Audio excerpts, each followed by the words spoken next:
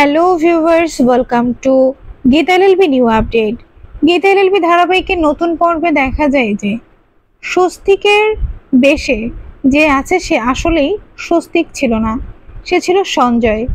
আর সঞ্জয় হচ্ছে স্বস্তিকের যমজ ভাই, কিন্তু সে কথা বাড়ির কেউ জানতো না, এমনকি অগ্নিজিৎ মুখার্জিও জানতো না। বিয়ের সব রিচুয়াল হয়ে যাওয়ার পর যখন সঞ্জয় টিপকে সিঁদুর পরিয়ে দিল, তখন মুখার্জি বাড়িতে নেমে এলো দুঃখের ছোঁয়া। কারণ তারা কেউ এখনো পর্যন্ত গীতাকে ছাড়া অন্য কাউকে নিজেদের ছেলের বউয়ের জায়গা দিতে পারেনি। আর তাই তো এবার অগ্নিজিৎ মুখার্জি বারবার সঞ্জয়কে সন্দেহ করতে থাকলো, সে কি আসলে স্বস্তিক।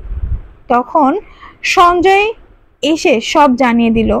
সঞ্জয় তার পালিত বাবা মাকে নিয়ে মুখার্জির বাড়িতে গেল আর অগ্নিজিৎ মুখার্জিকে বলল সব সত্য কথা, যে সঞ্জয় আসলে তার নিজের সন্তান, যে কিনা স্বস্তিকের যমজ ছিল।